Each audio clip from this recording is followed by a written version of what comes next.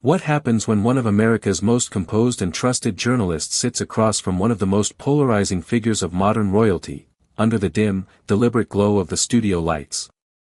What happens when professionalism meets defiance, when polished calm collides with sharpened pride, when an interview meant to inform slowly transforms into a battlefield? On that night inside the studio of NBC Nightly News, the air felt heavier than usual. There was no audience. No applause. No ambient chatter to soften the edges. Just two chairs positioned beneath focused lighting. The rest of the studio faded into a velvety black, shadows swallowing cables, crew members standing like silhouettes along the walls. The temperature felt cooler than normal, the hum of overhead lights faint but constant, like the quiet warning of something about to go wrong. At center stage sat Lester Holt.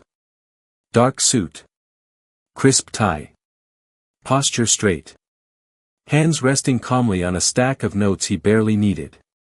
His expression carried that familiar steadiness millions of Americans trusted each evening. The calm voice during chaos. The man who delivered tragedies with empathy and political storms with balance.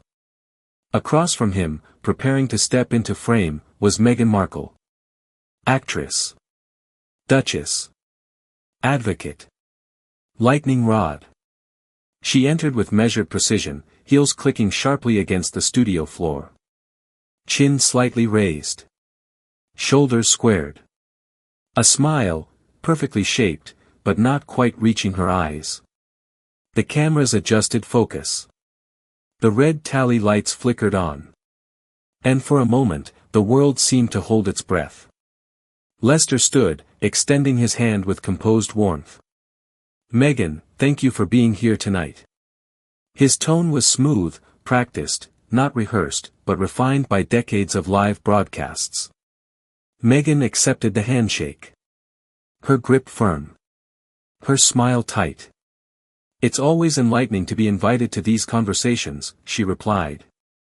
The word enlightening carried weight. A thin edge beneath silk. They sat. The chairs were angled slightly inward, symbolic of dialogue. Of openness. Of exchange. But already, something in the space felt misaligned. Lester began gently, as he always did. "You've built a new life here in America since stepping away from the royal family. How has that adjustment been for you?" A simple question. Neutral. Measured. But Meghan's eyes shifted, just slightly. A flicker. Impatience. Irritation. "Adjustment," she repeated, the word landing with faint emphasis. "I didn't come here to adjust. I came here to live freely. There's nothing to adjust to when you stop being suffocated." The air shifted. It wasn't loud. It wasn't explosive. But it was noticeable. Lester nodded slowly. Absorbing. Processing. Inside his mind, a quiet recalibration. "Stay calm. Keep the lane steady." "I see," he replied evenly. "Many people are simply curious about the transition, from an institution as old as the monarchy to building an independent life." A pause. Meghan tilted her head slightly, lips curving into a controlled smirk. "Why does it always go back to the monarchy?" she asked. "Is there any interview where I'm not dragged back into it?" Her tone sharpened just a fraction. "I left. I walked away.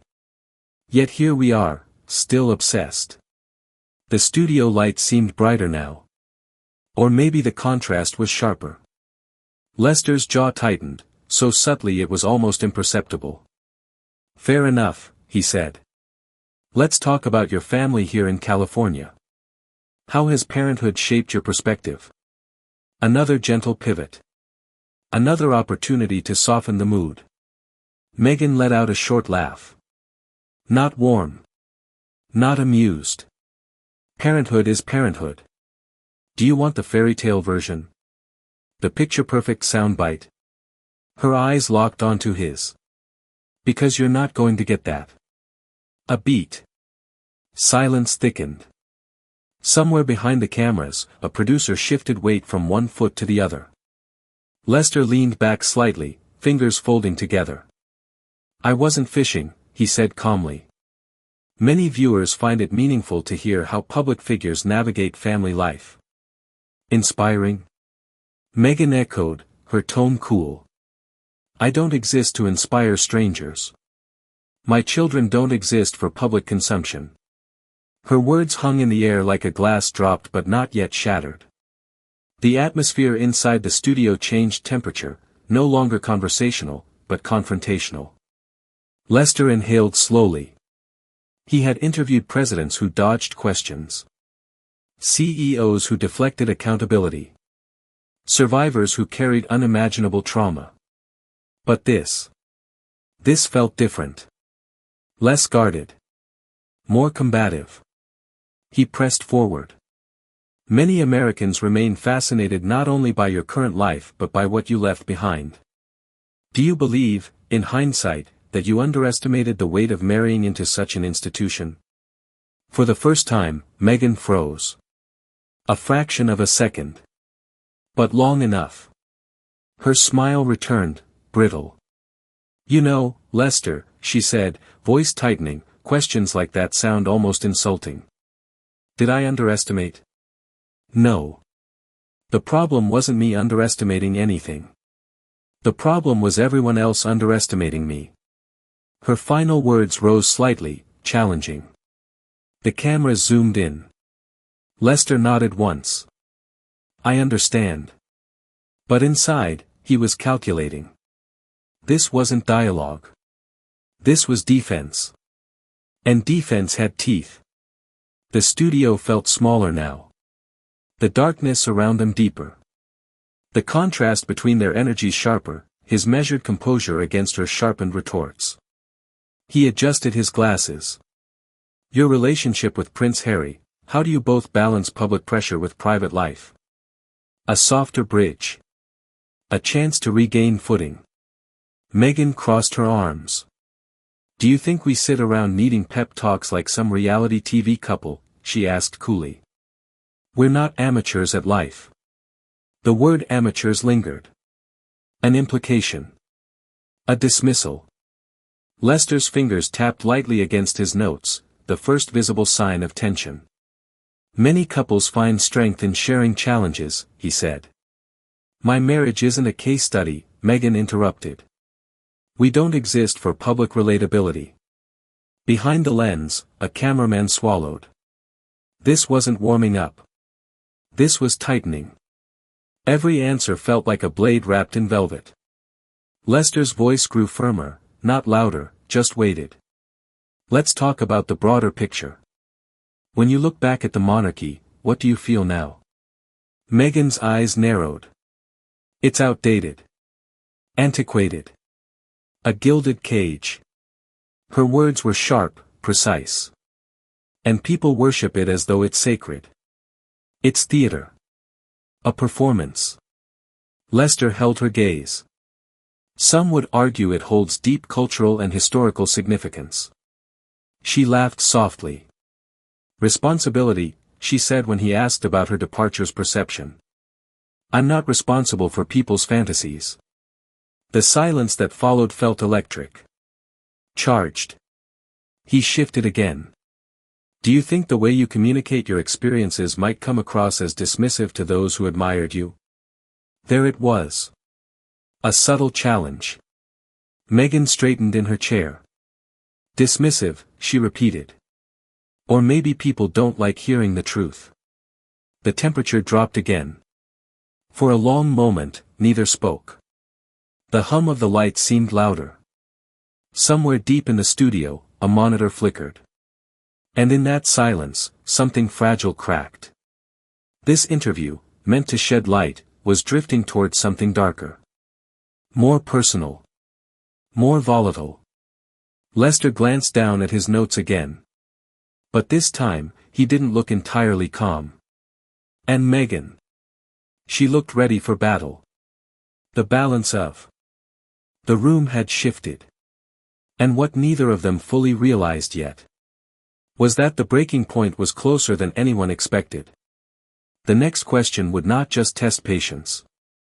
It would test pride. And once pride enters a room, there is no script left to follow. The studio had grown quieter. Not the ordinary quiet of a controlled broadcast, but the kind that hums with pressure. The kind that presses against your ribs. Across from Lester Holt, Meghan Markle no longer looked like a guest. She looked like a challenger. The overhead lights cast sharp lines across her face, accentuating the tension in her jaw. Her hands, once loosely folded, now gripped the armrests of the chair as though anchoring herself in place. Lester sensed it too. The shift. The edge. He had felt similar energy interviewing political heavyweights. Moments where pride bristled and egos flared. But this wasn't about policy. It wasn't about legislation. It was personal. He adjusted the stack of notes in his lap, not because he needed them, but because the motion gave him half a second to breathe. Then he looked up. "Let's talk about your recent projects," he began carefully. "Your production deals, your documentaries, the memoir. Some critics suggest that while you stepped away from royal life seeking privacy, you've remained very much in the spotlight. How do you reconcile that?" There it was. Not an attack. But a mirror. Meghan didn't blink. "Reconcile," she repeated, lips curling slightly. "That implies there's something to reconcile." Her voice had cooled, deliberate now. "I never asked for invisibility. I asked for autonomy. There's a difference. Telling my story on my terms isn't contradiction. It's control." Lester nodded once. "But when your story becomes public, when serious accusations are made, doesn't that invite scrutiny?" The word scrutiny hung in the air. It felt heavier than the others. Her eyes narrowed. "Interesting how scrutiny only flows in one direction," she said quietly. "No one scrutinizes the system that harmed me with the same enthusiasm." Behind the cameras, a producer's pen stopped moving. Lester's posture shifted, straighter, firmer. "Accountability works both ways," he replied. "When institutions are accused of harm, questions follow. But so do questions for those making the claims. That's journalism." Her gaze hardened. "No," she said. "That's interrogation disguised as journalism." The temperature in the studio seemed to drop another degree. Lester felt it, the tightening in his chest. The subtle friction building beneath calm professionalism. He'd spent decades refining restraint. But restraint, he knew, was not weakness. "Viewers would argue context matters," he said steadily. "The monarchy is part of your story, whether you want it to be or not." At the word monarchy, Meghan exhaled sharply. "Always back to it," she muttered. A faint scoff escaped her lips. "You know what's outdated? The obsession. It's lazy. It's easier to recycle old narratives than ask who I am now." For the first time, a flicker of irritation crossed Lester's face, brief, but visible. "I've interviewed world leaders," he said quietly. "They didn't dismiss questions as laziness. They engaged." Silence. The words landed with quiet weight. Meghan's back stiffened. "Oh," she replied coolly. "So now we're comparing me to world leaders?" Her chin lifted slightly higher. "Do you expect gratitude for sitting here?" The tension snapped tighter. Lester's fingers stopped tapping. "No," he said. "I expect dialogue." The hum of the studio lights felt louder now, almost intrusive. A camera operator shifted position. The red recording light glowed brighter against the darkness. Lester decided to pivot again. "Let's talk about your husband," he said carefully. "Many admire his decision to step away with you. But some believe he sacrificed more, his role, his family, his country. How do you see his journey?" The shift was immediate. Meghan leaned forward. "Harry is not some fragile prince who was led astray," she said sharply. He made his choice. He saw what was happening and acted. That's strength. There was steel in her tone. Lester watched her carefully. Do you ever feel, he asked slowly, that your voice overshadows his? The question landed hard. Her expression froze. For a fraction of a second, something raw flashed across her face, surprise, perhaps. Or anger. Overshadows, she repeated, her voice icy. Maybe people just aren't used to a woman being central. Maybe that's the discomfort. The air felt thinner. Even the crew sensed it now. This was no longer a polite disagreement. This was a duel. Lester inhaled slowly. I don't believe anyone questions your right to your story, he said, voice steady but lower now. What people question are contradictions. Rejecting the monarchy while leveraging its visibility.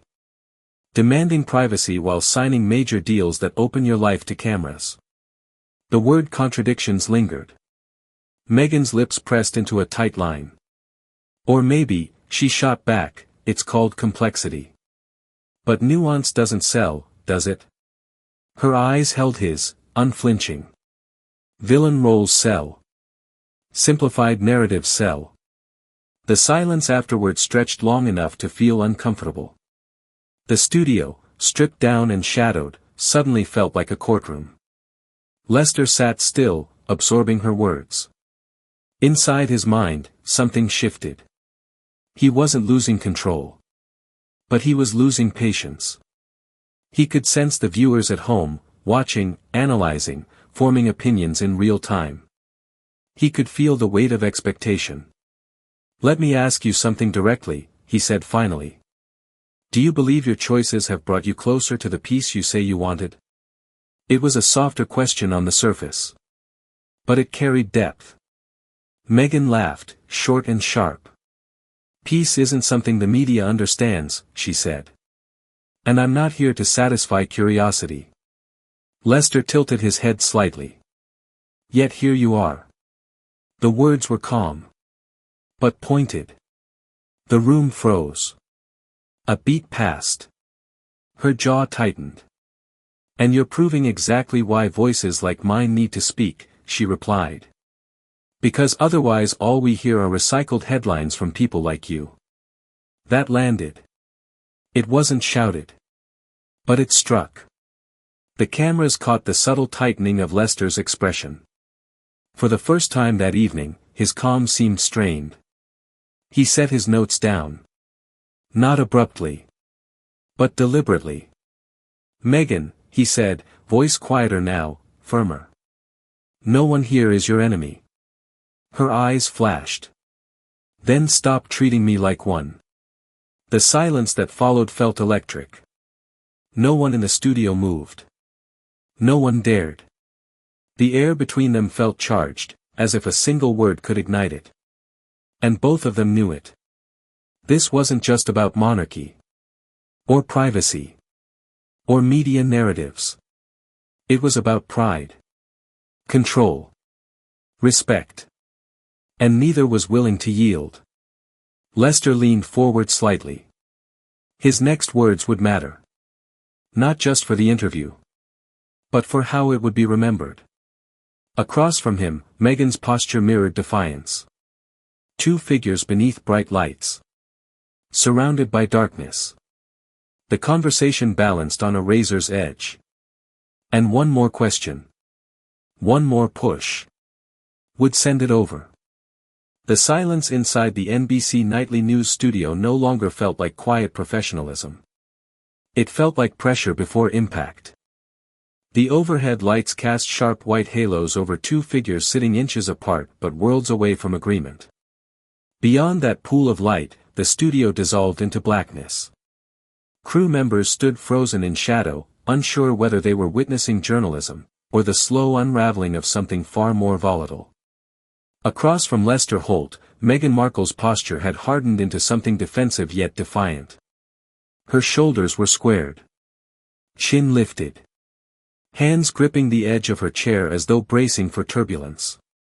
Lester, however, had changed. He was still composed. But the warmth was gone. What remained was something firmer. Sharper. Measured restraint, now thinning. He leaned forward slightly, elbows resting against his knees, fingers interlaced. His voice, when it came, was calm, but carried weight that hadn't been there before. Meghan, he began carefully, this isn't an ambush. These questions come from a place you've often spoken about yourself, accountability. So let me ask you directly. Do you believe the choices you and Prince Harry have made have truly brought you peace? The question landed differently this time. It wasn't soft. It wasn't neutral. It was deliberate. Meghan let out a short laugh, the kind that wasn't amusement, but dismissal. Peace, she echoed. Peace isn't something the media understands. And I'm not here to perform it for you. Perform. The word lingered. Lester's eyes didn't leave her face. Yet, he replied quietly, you continue to step into the spotlight. The studio felt smaller. The air denser. If peace were truly yours, he continued, would you feel the need to keep revisiting the same battles in public? That did it. Something flickered across Meghan's face, not polished irritation this time, but something closer to anger. Or maybe, she shot back, I keep speaking because silence allows people like you to shape the narrative. The accusation was subtle, but sharp. Behind the cameras, someone shifted. The tension was no longer gradual. It was immediate. Lester inhaled slowly. For decades, he had absorbed deflections, political jabs, and calculated spin without breaking rhythm. But this felt personal now. Not because of the monarchy. Not because of headlines. Because of tone. Because of dismissal. He removed his glasses, slowly, and set them on the table beside him. The movement alone changed the room. Meghan, he said, voice lower now, controlled but edged with steel, I've tried to give you space tonight. I've tried to keep this respectful. But every legitimate question has been met with hostility. Her eyes widened slightly, not in fear, but in disbelief. Hostility, she repeated. What's hostile is being dragged through the mud for years and expected to sit here smiling while you dissect my life. Her voice rose, not shouting, but no longer controlled. Lester didn't interrupt. He waited. A beat. Then he leaned forward further. No, he said quietly. What's hostile is treating honest dialogue as attack. What's hostile is dismissing viewers who simply want clarity. The words were calm. But final. The crew felt it. The shift. Meghan's hands tightened around the chair's edge. You say you want accountability, Lester continued. But when accountability turns toward you, it becomes interrogation. Silence. He held her gaze. You reject the monarchy, he said steadily, yet your platform exists because of it. You demand privacy, yet sign multi-million-dollar deals that open your life to cameras. You criticize institutions, yet rely on their visibility to amplify your voice. Each sentence landed heavier than the last. That isn't complexity, he added. It's contradiction. The word echoed. Meghan froze. For once, there was no immediate comeback. Her lips parted slightly, but nothing came out. The camera zoomed in instinctively. Her expression shifted, from defiance to something closer to shock. Lester continued, not louder, but unwavering. You speak about empowerment. About truth. About authenticity.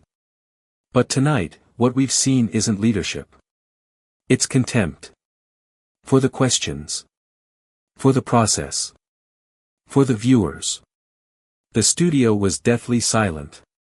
You say you don't need this platform, he said finally. But without Prince Harry. Without that royal title you claim to despise, you wouldn't be sitting in this chair. The words hit like a dropped gavel. Even the crew seemed stunned. Meghan's composure cracked visibly now. Her face flushed under the hot studio lights. A tremor passed through her jaw. "You can't speak to me like that," she said quietly, voice shaking. Lester didn't blink. "I just did," he replied. The calmness of it made it heavier. "And I did it because respect flows both ways." The silence afterward felt endless. Then, abruptly, Meghan stood. The sudden movement startled even the camera operator. Her chair scraped against the studio floor, a harsh, jarring sound that shattered what little composure remained. "This is exactly what I expected," she snapped, gathering her blazer. Humiliation disguised as journalism. Her heel struck the floor sharply as she stepped out of the light. A producer whispered something off camera. The red recording light flickered uncertainly. Lester remained seated. Still. Watching her walk toward the exit. The door opened. Closed. The sound echoed through the hollow darkness like a final verdict. For a long moment, no one moved. Then Lester exhaled. He reached for his glasses. Placed them back on. And turned slowly toward the main camera. His face was calm again, but not untouched. "Ladies and gentlemen," he said evenly, "what you just witnessed was not our intention. This was meant to be a conversation." He paused. But sometimes, conversation requires mutual respect. A slight shake of his head. "We'll be right back." The screen faded to black. But the moment didn't. Clips would circulate within minutes. Headlines would explode. Debates would ignite across social media. Some would say he went too far. Others would say he didn't go far enough. But one thing was undeniable, an interview meant to clarify had imploded under the weight of pride. And in that dim studio, beneath bright lights and deeper shadows, two powerful narratives collided. Only one remained seated. If you felt the tension. If you saw the moment it shifted. If you believe conversations like this matter. Make sure you like this video, share your thoughts in the comments, and subscribe for more explosive interview breakdowns. Because sometimes, the most dramatic battles aren't fought with shouting. They're fought in silence. And you won't want to miss the next one.